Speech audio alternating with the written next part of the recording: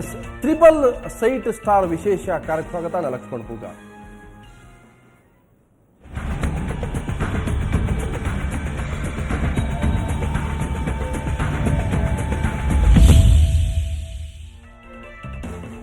ಸರ್ಕಾರದ ಸೈಟ್ಗಳಂತಂದ್ರೆ ಪ್ರತಿಯೊಬ್ಬರಿಗೂ ಕೂಡ ದೊಡ್ಡ ಆಸೆ. ಯಾಕಂದ್ರೆ ನನಗೊಂದಿರಲಿ ನಮ್ಮ ಅಪ್ಪಗೊಂದಿರಲಿ ಅನ್ನೋ ರೀತಿಯ ಒಂದು ಮನಸ್ಥಿತಿಯಿಂದ ರಾಜಕಾರಣಿಗಳು, ಸಚಿವರು, ಅಧಿಕಾರಿಗಳು, ಪತ್ರಕರ್ತರು ಪ್ರತಿಯೊಬ್ಬರು ಕೂಡ ಸರ್ಕಾರದ ರಿಯಾಯಿತಿ ಸೈಟು, ಅದು BDA ಇರ್ಬೋದು, ಮೂಡಾ ಇರ್ಬೋದು, ಸೂಡಾ ಇರ್ಬೋದು, ಯಾವುದೇ ಜಿಲ್ಲೆಯ ಪ್ರಾಧಿಕಾರಗಳು ಮಾಡುವಂಥ ಸೈಟ್ಗಳನ್ನು ಪಡ್ಕೊಳ್ಳಿಕ್ಕೆ ಬಹಳ ಕ್ಯೂನಲ್ಲಿರ್ತಾರೆ. ತಮ್ಮೆಲ್ಲ ಪ್ರಭಾವವನ್ನು ಬಳಸ್ಕೊಂಡು ಯಾವ ರೀತಿಯಾದಂಥ 1, 2, 3, 4, 10, 20 ಈ ರೀತಿ ಸುಳ್ಳು ದಾಖಲೆಗಳನ್ನು ಸೃಷ್ಟಿ ಮಾಡಿ ಕಾನೂನನ್ನು ಗಾಳಿಗೆ ತೂರಿ ಸೈಟ್ಗಳನ್ನು ಪಡ್ಕೊಳ್ತಾರೆ. ಅದೇ ರೀತಿ ಇವತ್ತು ನಮ್ಮ ದಾನಶೂರ ಕರ್ಣ ಸಚಿವ ಅಂಬರೀಷ್ ಕೂಡ 3 ಸೈಟ್ಗಳ ಸರ್ದಾರ್ ಆಗಿದ್ದಾರೆ.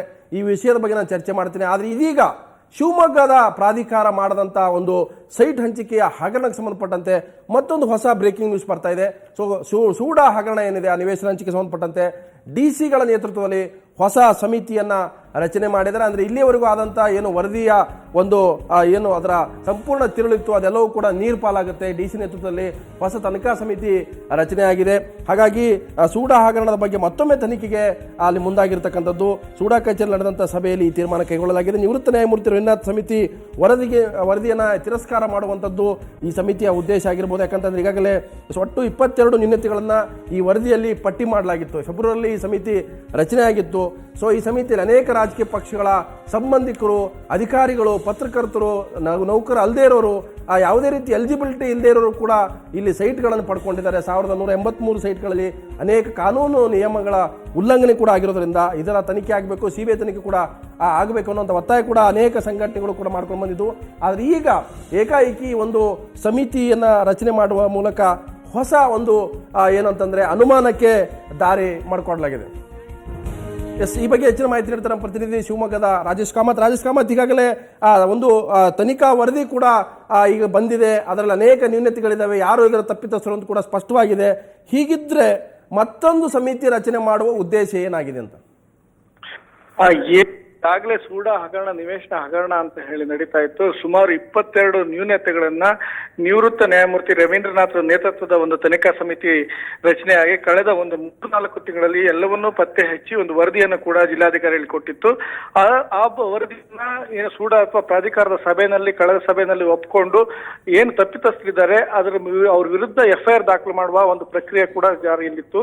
ಆದ್ರೆ ಈ ಮಧ್ಯದಲ್ಲಿ ಬಿಜೆಪಿ ಮುಖಂಡರು ಸತಾಯಗತಾಯ FIR ಅನ್ನು ತಪ್ಪಿಸಿಕೊಳ್ಳೋದಕ್ಕೋಸ್ಕರ ಆ ಸಮಿತಿಯ ವಿರುದ್ಧನೇ ತಾವು ತಪ್ಪು ಮಾಡಿಲ್ಲ, ಕಾನೂನು ಬಾಹಿರವಾಗಿ ನಡ್ಕೊಂಡಿಲ್ಲ ಅನ್ನುವಂಥ ಆರೋಪಗಳನ್ನೆಲ್ಲ ಮಾಡಿದ ಹಿನ್ನೆಲೆಯಲ್ಲಿ ಇವತ್ತು ಅವರಿಗೊಂದು ಅವಕಾಶ ಬೇಕು ಅನ್ನೋ ಕಾರಣಕ್ಕೆ ಒಂದು ಸಭೆಯನ್ನು ಕರೆಯಲಾಯಿತು. ಆದ್ರೆ ಈ ಸಭೆ ಏನು ನಡೀತು ಇವತ್ತು, ಜಿಲ್ಲಾಧಿಕಾರಿಗಳು ನಾವು ಖಂಡಿತವಾಗಿಯೂ ಕೂಡ FIR ದಾಖಲು ಮಾಡ್ತೀವಿ, ಪೊಲೀಸ್ ಇಲಾಖೆಯಿಂದ ತನಿಖೆ ನಡೆಸ್ತೀವಿ ಅಂತ ಹೇಳಿ ಏನು ಹೇಳಿಕೆಯನ್ನು ಕೊಟ್ಟಿದ್ರು, ಪ್ರಕಟಣೆಯನ್ನು ಕೊಟ್ಟಿದ್ರು, ಅದಕ್ಕೆ ಅಂತ ನಡವಳಿಕೆ ನಡೆದಿದೆ ಅಂತ ಹೇಳ್ಬೋದು. ಈ ಒಂದು ಅಂದ್ರೆ ರಾಜೇಶ್, ಈಗಿರ್ತಕ್ಕಂಥ ಏನು ನಿವೇಶನ ಹಂಚಿಕೆ ಪರಿಶೀಲನಾ ಸಮಿತಿ ವರದಿ ಇದೆ ಅದು ಹಳ್ಳ ಹಿಡಿತು ಅಂದ್ರೆ ಹೋಮ ಆಯ್ತು ಅಂತ ಅರ್ಥನಾ?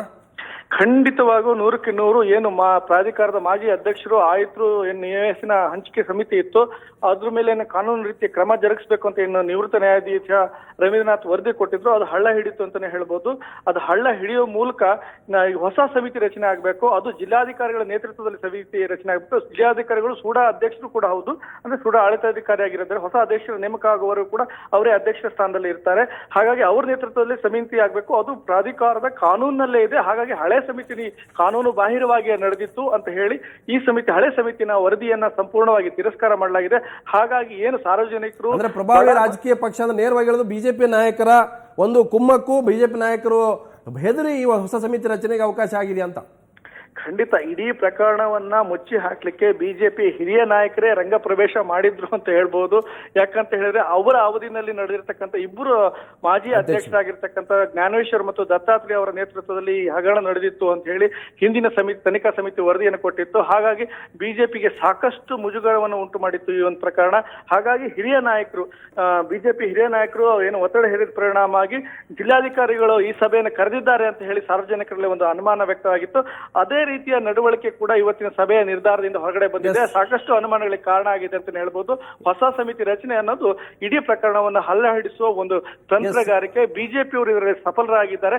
ಇನ್ನೊಂದು ಪ್ರಮುಖವಾಗಿ ಗಮನಿಸಬೇಕಾಗಿದ್ದ ಅಂಶ ಅಂತ ಹೇಳಿದ್ರೆ, ಈ ಇಡೀ ನಿವೇಶನ ಹಗರಣದಲ್ಲಿ ಬಿಜೆಪಿಯವರ ಜೊತೆಗೆ ಕಾಂಗ್ರೆಸ್ಸಿನ ಕೆಲವರು ಹಾಗೆ ಜೆಡಿಎಸ್ ನ ಕೆಲವರು ಹೀಗೆ ಬೇರೆ ಬೇರೆ ವಿವಿಧ ಪಕ್ಷಗಳಲ್ಲಿ ಸಂಘಟನೆಗಳಲ್ಲಿ ಇರ್ತಕ್ಕಂಥವ್ರು ಕೂಡ ಅಧ್ಯಕ್ಷರ ವಿವೇಚನಾ ಕೂಟದಲ್ಲಿ ಒಂದು ನಿವೇಶನ ಹಗರಣ ಬಗ್ಗೆ ಚರ್ಚೆ ಮಾಡ್ತೀನಿ ರಾಜೇಶ್. ಈಗಾಗಲೇ ಆ ಹಗರಣ ಬಗ್ಗೆ ಕೂಡ ಇವತ್ತು ವಿಷಯವನ್ನ ತೆಗೆದುಕೊಂಡಿದ್ದೀವಿ. ಹಾಗೆ ಸಚಿವ ಅಂಬರೀಶ್ ಅವರು ಕೂಡ ಪಡೆದುಕೊಂಡಂತ ಮೂಡಾ ಸೈಟ್ ಏನಿದೆ, ಎರಡೂ ಹಗರಣದ ಬಗ್ಗೆ ನಾವು ಚರ್ಚೆ ಮಾಡ್ತಾ ಇದ್ವಿ. ತಮಗೆ ಧನ್ಯವಾದ. ಈ ವಿಷಯದ ಬಗ್ಗೆ ಚರ್ಚೆ ಮಾಡ್ತೀನಿ. ಹಾಗೆ ವಸತಿ ಸಚಿವ ಅಂಬರೀಷ್ಗೆ ವಸತಿ ಸಮಸ್ಯೆ ಇದೆಯಾ? ಯಾಕಂತಂದ್ರೆ ಅವರು ಜನಸಾಮಾನ್ಯರಿಗೆ ಎಲಿಜಿಬಲ್ ಇರತಕ್ಕಂಥವ್ರಿಗೆ ವಸತಿಯನ್ನ ಕಲ್ಪಿಸುವಂತ ಒಂದು ಅಧಿಕಾರದಲ್ಲಿದ್ದಾರೆ. ಆದರೆ ಅವರು ಇವತ್ತು 3 ಸೈಟ್ಗಳನ್ನು ಪಡ್ಕೊಂಡಿದ್ದಾರೆ. ಒಂದು ಮೈಸೂರಿನಲ್ಲಿ ಮೂಡಾ ಸೈಟ್ ಪಡ್ಕೊಂಡಿದ್ದಾರೆ, ಅದ್ರ ಜೊತೆಗೆ ಬೆಂಗಳೂರಲ್ಲಿ ಕೂಡ BDA ಸೈಟ್ ಪಡ್ಕೊಂಡು ಒಂದು ಭವ್ಯ ಬಂಗಲರ್ ಕಟ್ಕೊಂಡಿದ್ದಾರೆ. ಅದ್ರ ಜೊತೆಗೇನೆ ಮಂಡ್ಯದ ಅಭಿವೃದ್ಧಿ ಪ್ರಾಧಿಕಾರದ ಒಂದು ಸೈಟನ್ನು ಪಡ್ಕೊಳ್ಳುವಾಗಲೂ ಕೂಡ ನನಗೆ ಯಾವುದೇ ಸೈಟ್ ಇಲ್ಲ ಅಂತ ಹೇಳಿದ್ದಾರೆ. ಇದು ನಿಯಮಾವಳಿಗಳ ವಿರುದ್ಧವಾಗಿ. ಆದರೆ ಅವ್ರು ಹೇಳ್ತಾರೆ 1991ರ ಏನು ನಗರಾಭಿವೃದ್ಧಿ ಕಾಯ್ದೆ ಪ್ರಕಾರ ಪಡ್ಕೊಂಡಿರುವಂಥದ್ದು. ಸೊ ನಾನು ಅಂದ್ರೆ ಶಿವಮೊಗ್ಗದ ನಿವೇಶನ ಹಂಚಿಕೆ ಹಗರಣ, ಹಾಗೆ ಮೈಸೂರು ಮತ್ತು ಮಂಡ್ಯದಲ್ಲಿ ನಡೆದಂತಹ ಹಗರಣಗಳು, ಹಾಗೆಯೇ ಅಂಬರೀಶ್ ಅವರು ಪಡ್ಕೊಂಡಂತ ಸೈಟ್ ವಿಚಾರ ಬಗ್ಗೆ ಚರ್ಚೆ ಮಾಡ್ತಾರೆ. ಜೊತೆಗೆ ಕೆ ಶ್ರೀಪಾಲ್ ಇದ್ದಾರೆ, ನಮ್ಮ ಹಕ್ಕು ವೇದಿಕೆ ಅಧ್ಯಕ್ಷರು ಹಾಗೂ ವಕೀಲರು. ಶ್ರೀಪಾಲ್ ಅವರ ಕಾರ್ಯಕ್ಕೆ ಸ್ವಾಗತ. ಸೊ ನಾನು ಚರ್ಚೆ ಮಾಡ್ತಾ ತಾವು ಶಿವಮೊಗ್ಗದ ವಿಷಯದ ಬಗ್ಗೆ ಚರ್ಚೆ ಮಾಡ್ತಾರೆ. ಆದರೆ ಇವತ್ತು ಸಚಿವರಾದಂಥವರು, ಪ್ರಭಾವಿಗಳು ಮತ್ತು ಅಧಿಕಾರಿಗಳು ತಮಗಿರ್ತಕ್ಕಂಥ ಒಂದು ಶಕ್ತಿಯನ್ನು ಬಳಕೆ ಮಾಡಿಕೊಂಡು ಸಾಮಾನ್ಯರಿಗೆ, ಎಲ್ಲ ಜಾತಿ ಜನಾಂಗದವರಿಗೂ ಕೂಡ ಈ ಸೈಟ್ಗಳು ಸಿಗಬೇಕು, ಅದಕ್ಕೆ ಅದರದೇ ಆದಂಥ ಒಂದು ಏನಂದರೆ ರಿಸರ್ವೇಷನ್ ಕೂಡ ಇದೆ. ಇಷ್ಟು ಸೈಟ್ ಹಂಚಬೇಕು, ಯಾವ ಸೊಸೈಟಿ ಆ್ಯಕ್ಟ್ ಇದೆ. ಸೊ ಇಲ್ಲಿ ಪ್ರಭಾವಿಗಳು ಸ್ವತಃ ಅಂಬರೀಶ್ ಅವರು ಹೇಳ್ತಾರೆ, ನಾನು ಭಾಳ ದೊಡ್ಡ ದಾನಶೂರ, ಒಂದು ಕಡೆ 3 ಸೈಟ್ ಪಡ್ಕೊಂಡಿದ್ದಾರೆ. ಸೊ ಯಾವುದೇ ಒಂದು ಸರ್ಕಾರದ BDA ಇರ್ಬೋದು, ಹೌಸಿಂಗ್ ಸೊಸೈಟಿ ಇರ್ಬೋದು, ಅಲ್ಲಿ ಪಡ್ಕೊಂಡಂಥ ಸೈಟ್ ಒಬ್ಬೊಂದು ಸಲ ಪಡ್ಕೊಂಡ್ರೆ ಇನ್ನೊಂದು ಕಡೆ ಪಡ್ಕೊಳ್ಳಾಗಿದೆ. ಇವತ್ತು ಸಚಿವ ಅಂಬರೀಶ್ ಅವರೇ 3 ಸೈಟ್ಗಳ ಸರ್ದಾರರಾಗಿದ್ದಾರೆ. ಈಗ ಏನು ನಗರಾಭಿವೃದ್ಧಿ ನಿಯಮ ಏನಿದೆ ಅದರ ಪ್ರಕಾರ ಸೂರು ಇಲ್ಲದವರಿಗೆ ಸೂರು ಅಂತ, ಎಲ್ಲರಿಗೂ ಸೂರು ಅಂತ, ಶೆಲ್ಟರ್ ಫಾರ್ ಆಲ್ ಅಂತ. ಅದು ಇರ್ತಕ್ಕಂಥದ್ದು ಯಾರಿಗೆ ಅಂದರೆ, ಯಾರು ಮನೆ ವಸತಿಹೀನರು, ನಿವೇಶನಹೀನರು ಇದ್ದಾರೆ ಅಂಥವರಿಗೆ ಐಡೆಂಟಿಫೈ ಮಾಡಿ ಮನೆ ಕಟ್ಟಬೇಕು, ಅವ್ರದೇ ಆದಂಥ ಒಂದು ಕನಸುಗಳಿರುತ್ತೆ, ಅಂಥವರಿಗೆ ಹುಡುಕೊಡ್ಬೇಕು. ಅದೇ ಕಾರಣಕ್ಕೆ ನಗರಾಭಿವೃದ್ಧಿಯ ಕಾನ್ಸೆಪ್ಟ್ ಕೂಡ ಇರ್ತಕ್ಕಂಥದ್ದು. ಇಲ್ಲಿ ಏನು ಮಾಡ್ತಿದ್ದಾರೆ ಅಂದರೆ, ಯಾರಿಗೆ ಶಿವಮೊಗ್ಗದಲ್ಲಾಗಲಿ ಮೈಸೂರು ಮಂಡ್ಯ ಎಲ್ಲಾದರೂ ಕೂಡ 10-15 ಸೈಟ್ಗಳಿರ್ತಕ್ಕಂಥ, ಈಗ ಅಂಬರೀಶ್ ಥರದವರು ಶಿವಮೊಗ್ಗದಲ್ಲೂ ಕೆಲವರು ಇದ್ದಾರೆ, ಕೆಲವರು ರಾಜಕಾರಣಿಗಳು, ಮಾಜಿ MLA ಎಲ್ಲ ಕಡೆ ಇದ್ದಾರೆ. ಅವರು ಮಾಜಿ MLAಗಳಾಗಿರ್ತಕ್ಕಂಥವ್ರು ಮಕ್ಕಳಿಗೆ ಕೂಡ ನಿವೇಶನಗಳನ್ನು ಕೊಡ್ತಾರೆ. ಆದರೆ 86ರಿಂದ ಅರ್ಜಿಯನ್ನು ಸಲ್ಲಿಸಿ ಅವರು 86ರಲ್ಲಿ 40 ವರ್ಷ ಆಗಿರ್ತಕ್ಕಂಥವ್ರು ಸುಮಾರು ಈಗ 80 ವರ್ಷವನ್ನು ದಾಟಿದ್ದಾರೆ ಅರ್ಜಿಗಳನ್ನು ಹಾಕಿ. ಅವರಿಗೆ ಕೊಡ್ತಕ್ಕಂಥ ಇದನ್ನು ಅಂಬರೀಷ್ ಅಂತ ಮಂತ್ರಿಗಳಾಗಿರ್ಬೋದು, ಅಥವಾ ಶಿವಮೊಗ್ಗದಲ್ಲಿರ್ತಕ್ಕಂಥ KG ಕುಮಾರಸ್ವಾಮಿ ಅಂತ MLAಗಳಾಗಿರ್ಬೋದು, ಅದನ್ನು ಸಪೋರ್ಟ್ ಮಾಡ್ತಕ್ಕಂಥ ಈಶ್ವರಪ್ಪನವ್ರು ಇರ್ಬೋದು, DS ಶಂಕರಮೂರ್ತಿ ಇರ್ಬೋದು, ಅಥವಾ ಇವತ್ತು ಸಭೆಯಲ್ಲಿ ವಿಷಯ ಪ್ರಸ್ತಾಪಿಸಿದಂಥ MLC ಸಿದ್ದರಾಮಣ್ಣ, ಭಾನುಪ್ರಕಾಶು ಮತ್ತು ಕೃಷ್ಣ ಭಟ್, ಇವರೆಲ್ಲರೂ ಕೂಡ ಇಡೀ ನಾವು ಶಿವಮೊಗ್ಗಕ್ಕೆ ಬಂದ್ರೆ ಶಿವಮೊಗ್ಗ ಮಾತಾಡ್ತೀನಿ. ಯಾಕಂತಂದ್ರೆ ಶಿವಮೊಗ್ಗ ಬಹುತೇಕ ನಗರಾಭಿವೃದ್ಧಿ ಪ್ರಾಧಿಕಾರ ಅಂದ್ರೆ ಎಲ್ಲ ಒಂದೇನೆ. ಈ ರೀತಿಯ ಪಕ್ಷ ಇಲ್ಲ ಇಲ್ಲಿ. ಎಲ್ಲಾ ಪಕ್ಷದವರು ಕೂಡ ಈ ರೀತಿ ರಿಯಾಯಿತಿ ಸೈಟ್ಗಳು ಅಥವಾ ಸರ್ಕಾರದ ಪುಕ್ಕಟೆ ಸಿಗ್ತಾವಂತಂದ್ರೆ ಕ್ಯೂನಲ್ಲಿ ನಿಲ್ತಾರೆ. ಒಂದ್ ಗಾಡಿ ನನಗೂ, ನನ್ನ ಅಪ್ಪಗೊಂದು, ನನ್ನ ಹೆಂಡತಿಗೊಂದು ಅನ್ನೋ ರೀತಿ ಇವತ್ತು ಸಚಿವರು ಸ್ವತಃ ಅವ್ರು ಹೇಳ್ತಾರೆ 86ರಲ್ಲಿ ಮೈಸೂರು ಪ್ರಾಧಿಕಾರದಿಂದ ಮೈಸೂರು ತಗೊಂಡು 2008ರಲ್ಲಿ ರಿಜಿಸ್ಟ್ರೇಷನ್ ಮಾಡ್ತಾರೆ. 21 ವರ್ಷ ಬೆಂಗಳೂರಲ್ಲಿ BDA ಸೈಟ್ ಇದೆ. ಅವ್ರು ಹೇಳ್ತಾರೆ, ನೀವಾಗಲಿ ನಿಮ್ಮ ಕುಟುಂಬದವರಾಗಲಿ ಮಂಡ್ಯ ನಗರ ಪ್ರದೇಶದಲ್ಲಿ ಮನೆ ಅಥವಾ ನಿವೇಶನ ಪಡೆದಿರುವರ ಯಾವುದೇ ಮಂಡಳಿ, ಸಂಘ ಅಥವಾ ಸಂಸ್ಥೆಯಿಂದ ನಮ್ಮ ರಾಜ್ಯದ ಅಥವಾ ದೇಶದ ಯಾವುದೇ ಭಾಗದಲ್ಲಿ ಇಳಿಸಿದ ಬೆಲೆಯಲ್ಲಿ ನಿವೇಶನ ಮನೆ ಪಡೆದಿರೋರ ಅಂತ ಹೇಳಿದ್ರೆ, ಅವರು ಹೌದು ಅಂತ ಹೇಳಿದ್ರೆ ಅವರಿಗೆ ಸೈಟ್ ಸಿಗ್ತಿರ್ಲಿಲ್ಲ ಮಂಡ್ಯದಲ್ಲಿ. ಅವರು ಇಲ್ಲ ಅಂತ ಹೇಳ್ತಾರೆ. ನಾನು ನೋಡಿ, ನಮ್ಮ ಹತ್ರ ಇದೆ ಕಾಪಿ, ಇದು ಇಲ್ಲ ಅಂತ ಹೇಳ್ತಾರೆ. ಹಾಗಾದ್ರೆ ಒಬ್ಬ ಸಾಮಾನ್ಯ ಈ ರೀತಿ ತಪ್ಪನ್ನು ಮಾಡಿದ್ರೆ ಆತನಿಗೆ ಯಾವ ಶಿಕ್ಷೆ? ಇವತ್ತು ಪ್ರಭಾವಿಗಳು ಅವರು ಆಗ ಸಂದರ್ಭದಲ್ಲಿ ನಟರಾಗಿದ್ರು, ಆಮೇಲೆ MP ಆಗಿದ್ರು, ಈಗ ಸಚಿವರಾಗಿದ್ದಾರೆ. ಸೊ ಈ ರೀತಿ 3 ಸೈಟ್ಗಳನ್ನು ಹೊಡ್ಕೊಳ್ಳೋದ್ರಿಂದ ಅಥವಾ ಪಡ್ಕೊಳ್ಳೋದ್ರಿಂದ ಒಬ್ಬ ಎಲಿಜಿಬಲ್ನ ಹಕ್ಕನ್ನು ಕಸ್ಕೊಂಡಂಗಾಗಲ್ಲ. ಹೌದು, ಒಬ್ಬ ಇನ್ನೊಬ್ಬನ ಬದುಕುವ ಹಕ್ಕನ್ನು ಕಿತ್ಕೊಳ್ತಕ್ಕಂಥದ್ದು. ಮತ್ತು ಏನು ಸೂಡ ನಿಯಮ ಏನಿದೆ ಅದರಲ್ಲಿ 10 ವರ್ಷದ ಒಳಗಡೆ ಆತ ಮನೆ ಕಟ್ಟಬೇಕು, ಆ ನಂತರ ರಿಜಿಸ್ಟರ್ ಆಗ್ತಕ್ಕಂಥದ್ದು. ಏನು ಸೇಲ್ ಅಗ್ರಿಮೆಂಟನ್ನು ಮಾಡಿರ್ತಾರೆ, ಆದರೆ ಅವು ಯಾವ ನಿಯಮಗಳನ್ನು ಅಂಬರೀಷ್ ಅವರು ಪಾಲಿಸಿಲ್ಲ. 86ರಲ್ಲಿ ಆಗಿರ್ತಕ್ಕಂಥ 2008ರಲ್ಲಿ ರಿಜಿಸ್ಟರ್ ಆಗುತ್ತೆ. ಅದಾದಮೇಲೆ ಮತ್ತೆ 2 ಕಡೆ ಮಂಡ್ಯದಲ್ಲಿ ಇತ್ತೀಚೆಗೆ 2002-2003ರಲ್ಲಿ ಮತ್ತೆ ನಿವೇಶನವನ್ನು ಪಡೀತಾರೆ. ಒಂದು ಅಂಬರೀಷ್ ಅವರು ಗೊತ್ತಿದ್ದು ಕೂಡ ಅಫಿಡವಿಟ್ ಅನ್ನು ಸಲ್ಲಿಸ್ತಕ್ಕಂಥದ್ದು, ಮತ್ತೆ ಒಬ್ಬ ಖ್ಯಾತ ನಟರಾಗಿ ಅಂದ್ರೆ ಇದು ಅಂದ್ರೆ ಒಂದ್ ರೀತಿ ಕಣ್ಣಿಗೆ ಮಣ್ಣೆರಚು ಅಂತ ಅಂದ್ರೆ ಕಾಯ್ದೆ ಕಾನೂನಿಗೆ ಕಣ್ಣಿಗೆ ಮಣ್ಣೆರಚಿ ತಾವು ಪಡ್ಕೊಳ್ಳುವಂತ ಲಾಭ ಇದು. ಆಮೇಲೆ ಇಡೀ ಏನಾಗಿದೆ ಅಂದ್ರೆ ಕಾನೂನು ಇರ್ತಕ್ಕಂಥದ್ದು ಬಡವರಿಗೆ ಮಾತ್ರ ಶಿಕ್ಷೆ ಇರ್ತಕ್ಕಂಥದ್ದು, ಅವ್ರು ಮಾತ್ರ ಕಾನೂನನ್ನು ಪಾಲಿಸಬೇಕು. ನಾನು ಮಂತ್ರಿ ಆಗಿದ್ದೀನಿ, ನಾನು MLA ಆಗಿದ್ದೀನಿ, ನನಗೆ ಕಾನೂನು ಪಾಲನೆ ಇಲ್ಲ, ನಾನು ಏನು ಬೇಕಾದ್ರೂ ಅಫಿಡವಿಟ್ ಹಾಕಬೇಕು ಅಂತಕ್ಕಂಥದ್ದು ಇದು ಸಾಮಾನ್ಯ ಜನರ ಬದುಕನ್ನು ಕಿತ್ಕೊಳ್ತಕ್ಕಂಥ ಇದು. ಎಷ್ಟು ನಾನು ಮಾತಾಡ್ತೀನಿ ಶ್ರೀಪಾಲ್. ರವೀಂದ್ರ ಮಾಹಿತಿ ಹಕ್ಕು ಹೋರಾಟಗಾರರು ಮೈಸೂರು ನಮ್ಮ ಜೊತೆಗೆ ಜಾಯ್ನ್ ಆಗ್ತಿದ್ದಾರೆ. ರವೀಂದ್ರ ಅವರೇ, ಸಚಿವರಾದಂಥ ಅಂಬರೀಷ್ನವರಿಗೆ ಈ ಸೈಟ್ಗಳು ಪಡ್ಕೊಂಡು ಏನು ಲಾಭ ಆಗುತ್ತೆ? ಯಾಕೆ ಅವ್ರು ಹೇಳ್ತಾರೆ ನಾನು ಯಾವುದು ಕೂಡ ಆಸೆ ಪಡೋದಿಲ್ಲ, ನನಗೆ ಅಂಥದ್ದು ಯಾವುದ್ರ ಬಗ್ಗೆ ಆಸೆ ಇಲ್ಲ, ನಂಗೆ ದೊಡ್ಡ ದೊಡ್ಡ ಸ್ನೇಹಿತರುಗಳಿದ್ದಾರೆ, ನನಗಿರ್ತಕ್ಕಂಥ ಹಿನ್ನೆಲೆಗೆ ಯಾವ ಸೈಟ್ ಲೆಕ್ಕ ಅಂತ ಹೇಳ್ತಾನೆ. 3 ಸೈಟ್ ಪಡ್ಕೊಂಡಿದ್ದಾರೆ. 86ರಲ್ಲಿ ಪಡ್ಕೊಂಡಂತ ಹಂಚಿಕೆ ಆದಂಥ ಸೈಟನ್ನು 2008ರಲ್ಲಿ ಕ್ರಯ ಮಾಡ್ಕೊಳ್ತಾರೆ. ಮಂಡ್ಯದಲ್ಲಿ ಪಡ್ಕೊಳ್ಳುವಾಗ ನಾನು ಯಾವುದೇ ಸೈಟನ್ನು ಹೊಂದಿಲ್ಲ ರಾಜ್ಯದಲ್ಲಿ ಅಂತ ಹೇಳ್ತಾರೆ. ಬೆಂಗಳೂರಿನಾಗ ಒಂದು BDA ಸೈಟ್ ತೊಗೊಂಡಿದ್ದಾರೆ. ಸೊ ಹಾಗಿದ್ರೆ ಈ ರೀತಿ ಕಾನೂನು ಉಲ್ಲಂಘನೆ ಮಾಡುವಂಥ ಜವಾಬ್ದಾರಿ ಇರತಕ್ಕಂಥ ನಾಯಕರುಗಳು, ಸಚಿವರುಗಳು ಈ ರೀತಿ ಮಾಡಿದ್ರೆ ಸೊ ಆ ಸೈಟ್ಗಳ ಕಥೆ ಏನಾಗುತ್ತೆ ಅಂತ. ನಾಳೆ ಇನ್ನೂ 4 ಸೈಟ್ ತಗೋಬಹುದು. ಹೌದು ಸರ್. ಯಾಕೆಂತ ಹೇಳಿದ್ರೆ ಹಲೋ ಮಾತಾಡಿ. ಹಾಂ ಹಲೋ ಮಾತಾಡಿ ಸರ್. ಏನು ಅಂತ ಹೇಳಿದ್ರೆ ಈ ದಿನ ಏನಾಗಿದೆ ಅಂದರೆ, ಈಗ ಇವರು ರಾಜಕಾರಣಿಗಳು ಏನು ನಿವೇಶನಗಳನ್ನ ಕಡಿಮೆ ಹಣಕ್ಕೆ ಪಡೆದು ಅನಂತರ ಹೆಚ್ಚಿನ ಬೆಲೆಗೆ ಮಾರಾಟ ಮಾಡ್ಕೊಳ್ತಕ್ಕಂಥದ್ದು ರಾಜಕಾರಣಿಯ ಹುಟ್ಟುಗುಣ ಆಗ್ತಾ ಇದೆ. ಯಾಕೆಂತ ಹೇಳಿದ್ರೆ ಇದರಲ್ಲಿ ಅಂಬರೀಷ್ ರವರು ಕೂಡ ಅದೇ ಸಾಲಿಗೆ ಸೇರಿದ್ದಾರೆ ಈಗ. ಯಾಕೆಂತ ಹೇಳಿದ್ರೆ ಏನು ಅವರು 1986ನೇ ಇಸ್ವಿನಲ್ಲೇ ಅವ್ರಿಗೆ ಇದು ಮೈಸೂರು ಪ್ರಾಧಿಕಾರದಿಂದ ಕುವೆಂಪು ನಗರದಲ್ಲಿ ನಿವೇಶನ ಹಂಚಿಕೆ ಆಗಿತ್ತು. ಅದೇ ರೀತಿ ನೀವು ಹೇಳ್ದಂಗೆ ಅವರು 2008ನೇ ಇಸ್ವಿನಲ್ಲಿ ಅದನ್ನು ಕ್ರಯಕ್ಕೆ ಪಡೆದಿದ್ದಾರೆ. ಅನಂತರ 1981ನೇ ಇಸ್ವಿನಲ್ಲಿ ಸುಳ್ಳು ವಿಳಾಸ ನೀಡಿ ಏನು ವುಡ್ಲ್ಯಾಂಡ್ಸ್ ಹೋಟ್ಲಲ್ಲಿ ವಾಸಸ್ಥಳವನ್ನು ತೋರಿಸಿ ಅವರು JP ನಗರದಲ್ಲಿ 172 ಬಾರಿ ನಿವೇಶನ 128 ನಿವೇಶನ ಕೂಡ ಪಡೆದಿದ್ದಾರೆ.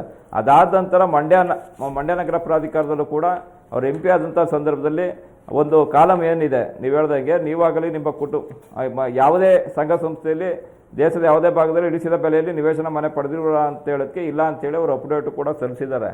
ಆದರೆ ಏನು ಇವತ್ತು ಅಂಬರೀಷ್ ರವರು ಏನು ದಾನಸೂರ ಕರ್ಣ, ಕಲಿಯುಗದ ಕರ್ಣ ಅಂತ ಏನು ಇವತ್ತು ಬಿರುದನ್ನು ಪಡ್ಕೊಂಡಿದ್ದಾರೆ ಜನಸಾಮಾನ್ಯರಲ್ಲಿ, ಅದು ಏನು ಪ್ರಚಾರ ಆಗಿದೆ ಇವತ್ತು ಅದು ನಿಜವಾದ ಬಣ್ಣ ಏನು ಅಂತಕ್ಕಂಥದ್ದು ಸಾರ್ವಜನಿಕರಿಗೆ ಗೊತ್ತಾಗ್ತಾ ಇದೆ. ಒಂದು ಮತ್ತೆ ಏನು ಇವರು ಜನಗಳಿಗೆ ಏನು ಮೋಸ ಮಾಡ್ಕೊಂಡು ಬಂದಿದ್ದಾರೆ ಇವತ್ತು ಅದು ಜನಗಳಿಗೆ ಗೊತ್ತಿಲ್ಲ ಅಷ್ಟೇ. ಅಭಿಮಾನಿಗಳಿಗಾಗಲಿ ಮಂಡ್ಯ ಜಿಲ್ಲೆ ಜನತೆಗಾಗಲಿ ರಾಜ್ಯ ಜನತೆಗಾಗಲಿ ಅಂಬರೀಷ್ ರವರ ಹುಟ್ಟುಗುಣ ಏನು ಅನ್ನೋದು ಇವತ್ತು ಸಾಬೀತಾಗ್ತಾ ಇರ್ತಕ್ಕಂಥ ಪರಿಸ್ಥಿತಿ ಇವತ್ತು ನಿರ್ಮಾಣ ಆಗಿದೆ ಸರ್.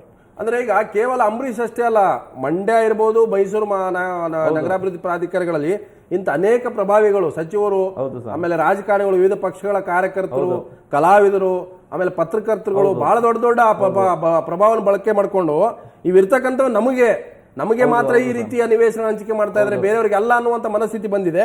ಹಾಗಾದ್ರೆ ಜವಾಬ್ದಾರಿ ಸ್ಥಾನದಲ್ಲಿರ್ತಕ್ಕಂಥವರು ಈ ಸೈಟ್ಗಳನ್ನು ಪಡ್ಕೊಳ್ಳೋ ಮೂಲಕ ಯಾವ ಮೆಸೇಜ್ ಪಾಸ್ ಮಾಡ್ತಾರೆ? ಹಾಗಾದ್ರೆ ಈ ಸೈಟ್ಗಳನ್ನು ವಾಪಸ್ ಪಡ್ಕೋಬೇಕು ಸರ್ಕಾರ ಅಂತ. ಹೌದು ಸರ್, ಸರ್ಕಾರ ಕೂಡಲೇ ಈಗೇನು ಹಿಂದಿಂದ ಏನು MP MLA MLCಗಳು ಮತ್ತು ಏನು ಪ್ರಭಾವಶಾಲಿಗಳು ಏನು ಬೆಂಗಳೂರು ಪ್ರಾಧಿಕಾರ ಇರ್ಬೋದು, ಮೈಸೂರು ಪ್ರಾಧಿಕಾರ ಇರ್ಬೋದು, ಮತ್ತು ಮಂಡ್ಯ ಅಭಿವೃದ್ಧಿ ಪ್ರಾಧಿಕಾರ ಇರ್ಬೋದು, ಮತ್ತು ಇತರ ಅಭಿವೃದ್ಧಿ ಪ್ರಾಧಿಕಾರಗಳು, ಮತ್ತು ಕೋಆಪರೇಟಿವ್ ಸೊಸೈಟಿಗಳು ಅಂತ ಏನು ಬರ್ತವೆ, ಗೃಹ ನಿರ್ಮಾಣ ಸಂಘಗಳು, ಮತ್ತು ಏನು KHP ಕರ್ನಾಟಕ ಹೌಸಿಂಗ್ ಬೋರ್ಡಲ್ಲೂ ಕೂಡ ಇವರು ನಿವೇಶನಗಳನ್ನ ಪಡೆದಿದ್ದಾರೆ. ಇವೆಲ್ಲವೂ ಕೂಡ ಒಂದು ಕಡೆಯಿಂದ ತನಿಖೆ ಆಗಬೇಕು. ಒಬ್ಬೊಬ್ಬ ವ್ಯಕ್ತಿ ಎಷ್ಟೆಷ್ಟು ನಿವೇಶನಗಳನ್ನ ಮನೆಗಳನ್ನ ಪಡೆದಿದ್ದಾರೆ ಅನ್ನುವಂಥದ್ದು ಅದಕ್ಕೆ ಒಂದು ತನಿಖೆಯನ್ನು ಮಾಡ್ತಕ್ಕಂಥ ಕೆಲಸ ಸರ್ಕಾರದಿಂದ ಆಗಬೇಕು.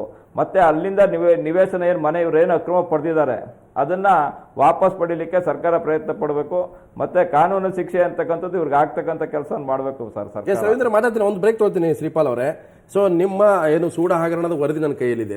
ಅಲ್ಲಿ ಪತಿ ಪತ್ನಿ ಇಬ್ಬರಿಗೂ ನಿವೇಶನ ಹಂಚಿಕೆ ಮಾಡಿದ್ದಾರೆ. ಪತಿ ಪತ್ನಿ ಅಥವಾ ತಂದೆ ತಾಯಿ ಹೆಸರಲ್ಲಿ ಸ್ವಂತ ನಿವೇಶನ ಅಥವಾ ಮನೆ ಹೊಂದಿದ್ರು ಕೂಡ ಪ್ರಸ್ತುತ ಅಟಲ್ ಬಿಹಾರಿ ವಾಜಪೇಯಿ ಬಡಾವಣೆಯಲ್ಲೂ ಸಹ ನಿವೇಶನ ಪಡೆದಿದ್ದಾರೆ.